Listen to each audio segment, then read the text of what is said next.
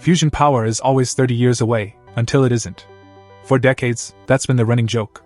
But lately, the headlines are screaming with breakthroughs. Ignition. Net energy gain. Private companies are signing power purchase agreements. Billion-dollar investments are pouring in. So, where is your fusion-powered electricity? Why isn't this revolution already plugged into your wall? Because the headlines are only telling you half the story. They're telling you about the spark, but not about the fire. They're telling you about the science, but not about the brutal, unforgiving engineering. Today, we're not just looking at the dream of bottling a star. We are conducting a full systems audit. We're going past the physics and into the factory floor, the supply chain, and the bank. We're going to find the real line between a world-changing experiment and a power plant that actually works.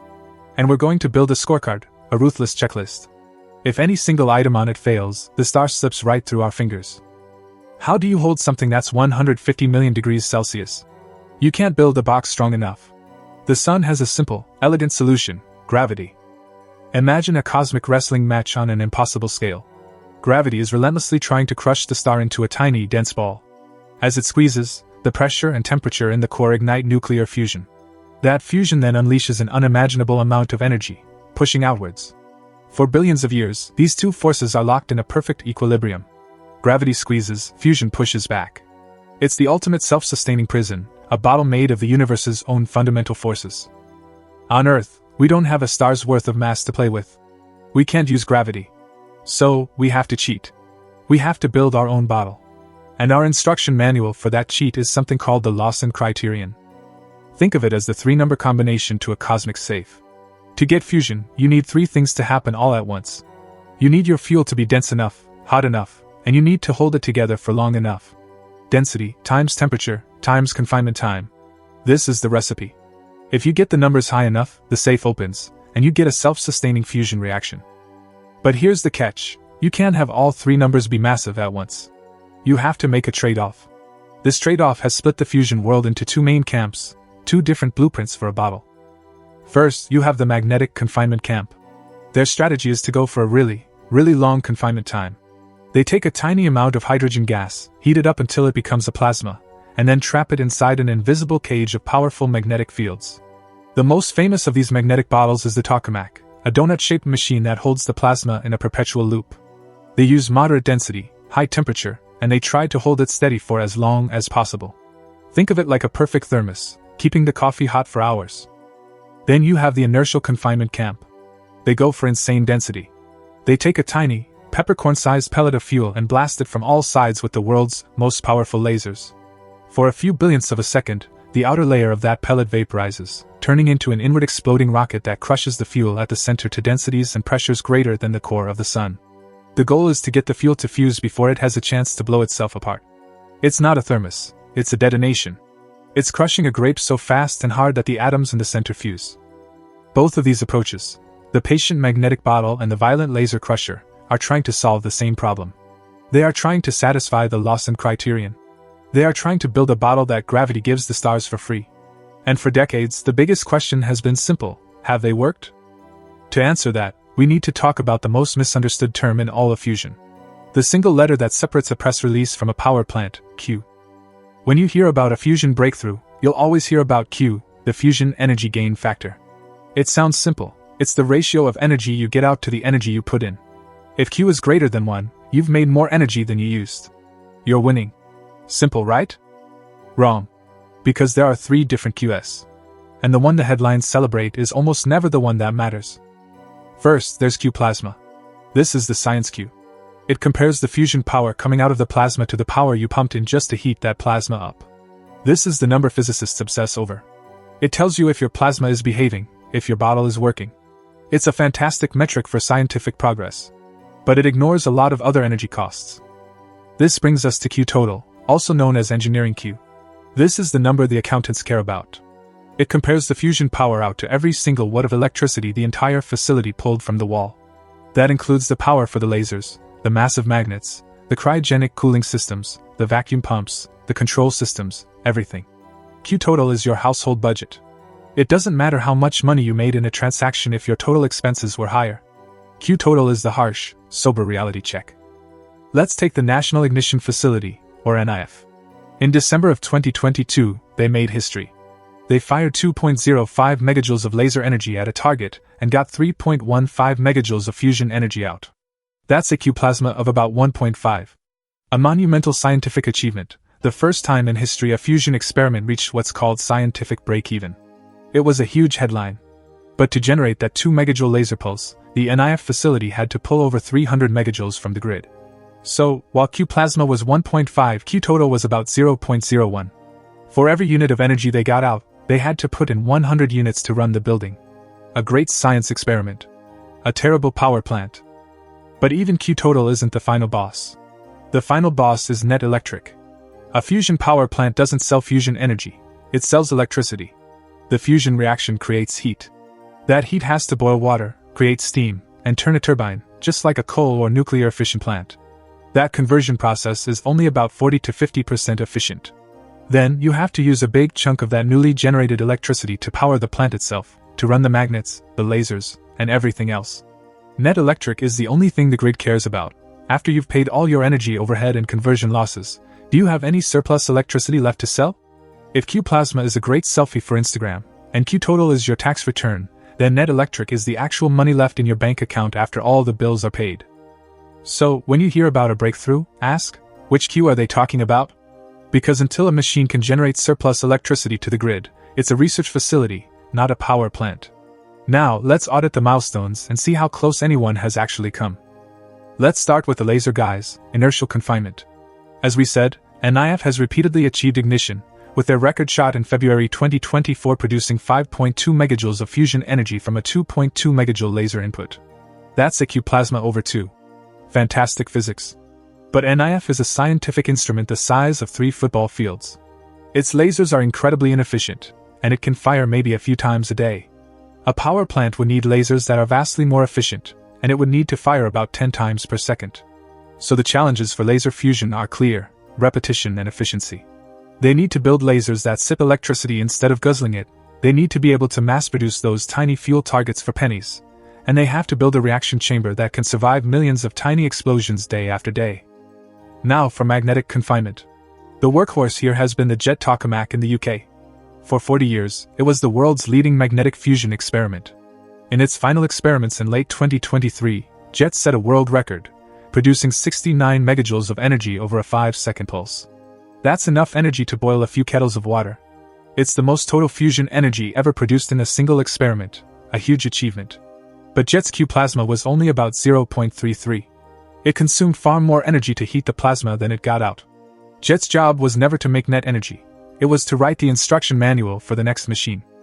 That next machine is ITER, the massive international tokamak being built in France. ITER is one of the most complex engineering projects in human history. Its goal is to achieve a Q plasma of 10, to get 500 megawatts of fusion power out from 50 megawatts of heating power in. It's designed to be the first machine in history to produce a burning plasma, where most of the plasma's heat comes from the fusion reactions themselves, not from external heaters. It's meant to be the first time we truly create a self-sustaining miniature star on Earth. But ITER will never generate electricity. It's purely an experiment, a lab for studying that burning plasma. And it is massively behind schedule. Originally planned for first plasma in 2025, the official timeline has now slipped to at least 2034, with full-power deuterium-tritium experiments not happening until 2039. This is where the private sector is jumping in. Companies like Commonwealth Fusion Systems and MIT Spinout are using new high-temperature superconductors to build smaller, more powerful magnets. The idea is that stronger magnetic fields allow you to build a much more compact, cheaper tokamak that could potentially get to net energy faster. Their machine, Spark, is expected to start operating around 2026 and aims to demonstrate net energy gain shortly after. Another major player, Helion, is using a different, pulsed magnetic approach and has already signed a power purchase agreement with Microsoft to deliver fusion electricity by 2028, an incredibly ambitious timeline. They've already started site work on their first plant, Orion. So the physics is getting closer. We are lighting the match. We are getting glimpses of the fire. But now we have to audit the bottle itself. Because this is where the really hard problems, the deal breakers, are hiding. Forget the plasma for a second. Let's talk about the plumbing, the fuel, and the walls. Because a star in a bottle is a beautiful idea, until the bottle starts to break. This is where we get to the sharp end of the scorecard, where the pain points become paradoxes. These are the problems that a high Q score can't solve on its own. Deal breaker number 1, the neutron problem. The most common fusion reaction, the one everyone is using, combines two isotopes of hydrogen, deuterium and tritium. This DT reaction releases a helium nucleus and a very, very energetic neutron. That helium nucleus stays inside the plasma, keeping it hot, which is great. But the neutron, having no charge, is immune to the magnetic bottle. It flies out at nearly the speed of light and slams into the inner wall of the reactor. These 14 MeV neutrons are like microscopic bowling balls. They are incredibly destructive. Over time, this constant bombardment physically knocks atoms out of place in the steel walls of the reactor, making the metal brittle and weak. It also activates the material, making it radioactive. Now, this isn't the same as the long-lived waste from a fission plant. Most of it would be safe to handle after about 100 years. But it's still a significant challenge. We currently have no facility on Earth that can test materials in a fusion-relevant neutron environment for long periods. We are designing power plants with materials that we think will work, but we haven't been able to truly test them for the required lifespan. The components of a reactor, especially the diverter which acts as the exhaust port, have to withstand heat fluxes comparable to a spacecraft re-entering the atmosphere, except they have to do it 24/7 for years. If we solve the plasma physics, but not the materials science, we will have built a perfect engine made of glass. Deal breaker number 2, the tritium problem. This is fusion's dirty little secret. The DT reaction needs two fuels. Deuterium is cheap and abundant, you can extract it from seawater. Tritium, however, is a nightmare. It's a radioactive isotope with a half-life of only 12.3 years. It barely exists in nature. The entire world supply is only about 20 kilograms, and most of that is reserved for nuclear weapons. A single gigawatt fusion power plant will consume over 50 kilograms of tritium per year. There is no external supply chain. You can't buy it. So, a fusion power plant has to make its own. The solution is to line the inside of the reactor with a breeding blanket made of lithium. When one of those fast neutrons from the fusion reaction hits a lithium atom, it can create a new tritium atom. So the bottle isn't just a container, it has to be a fuel factory. And here's the paradox. To be self-sufficient, this blanket must breed more tritium than the reactor consumes. The required tritium breeding ratio, or TBR, must be greater than 1. To account for losses, decay, and to have enough to start the next power plant, you realistically need a TBR of around 1.1 or higher. Achieving this is an immense engineering challenge. You have to ensure enough neutrons hit the lithium, that you can efficiently extract the newly made tritium from the hot blanket, and that you do it all while the blanket itself is being bombarded by those same destructive neutrons. No tritium breeding, no fuel. You can light the match, but the fire goes out the moment your starter tank runs dry. Deal breaker number 3, the repetition rate. This is especially critical for the laser-based approaches. A single, beautiful shot that achieves ignition is a scientific triumph. But to a power grid, it's a meaningless flicker. Let's do a quick thought experiment. Suppose you get a perfect shot, yielding a glorious 10 megajoules of energy. That's enough to boil about 30 liters of water. Nice. But if you can only do that once per hour, your average power output is less than 3 kilowatts. My toaster uses more. To be a real power plant, you need a relentless drumbeat of these shots, something like 5 to 10 times per second. This means your lasers have to fire, your tracking system has to position a new target with pinpoint accuracy, and your chamber has to clear the debris, all in the blink of an eye. Any downtime, any component failure, and your power output collapses. It's like owning a world-class drag racer. It's amazing for a 10-second run, but you can't use it for a city bus route. So if the most common fuel source bombards our machine and the fuel itself is impossibly rare, why not just use a different fuel? This leads us to the ultimate temptation in fusion, the dream of a truly clean, aneutronic reaction.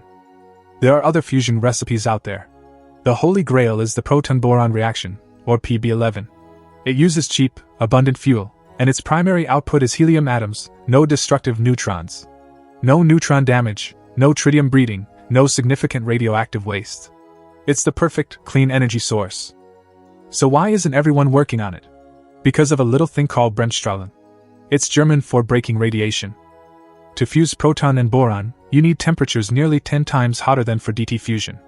At these insane temperatures, the electrons in the plasma are moving so fast that when they zip past the atomic nuclei, the intense electromagnetic interaction forces them to swerve. When they swerve, they radiate away energy in the form of X-rays. This is Bremsstrahlung radiation, and it acts like a fire hose, constantly spraying energy out of your plasma, cooling it down. For PB11, the Bremsstrahlung losses are so enormous that for a long time, It was thought to be physically impossible for the fusion reaction to ever produce more heat than it was losing to radiation. You're trying to boil water while a fire hose is pointed at your pot. While some clever new approaches are trying to find ways around this fundamental physics problem, for now, the Bremsstrahlung wall makes the clean dream of aneutronic fusion an incredibly difficult, long-term challenge. So let's go back to our scorecard. Where are we truly? Energy gain, the QS. The physics of ignition is plausible. Q plasma greater than 1 has been achieved by NIF. But no one is remotely close to Q total break-even, let alone net electric power to the grid. Materials, this is a massive question mark. The materials we need for a commercial plant simply haven't been tested under realistic, long-term conditions. This is a multi-decade research problem running in parallel to the plasma physics. Tritium, the fuel cycle is a paradox wrapped in an engineering nightmare. We must build machines that are simultaneously perfect plasma bottles and hyper-efficient fuel factories. The systems to do this are still on the drawing board. Repetition rate and cost, the engineering for continuous, reliable, and affordable operation is unproven.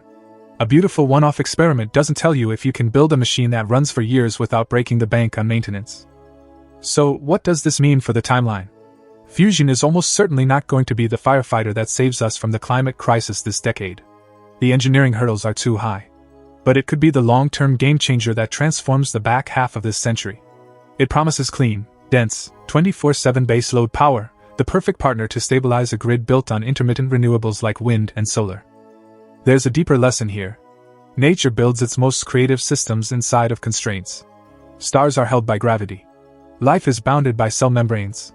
Fusion asks if we, as a species, can design a boundary as patient and perfect as gravity itself.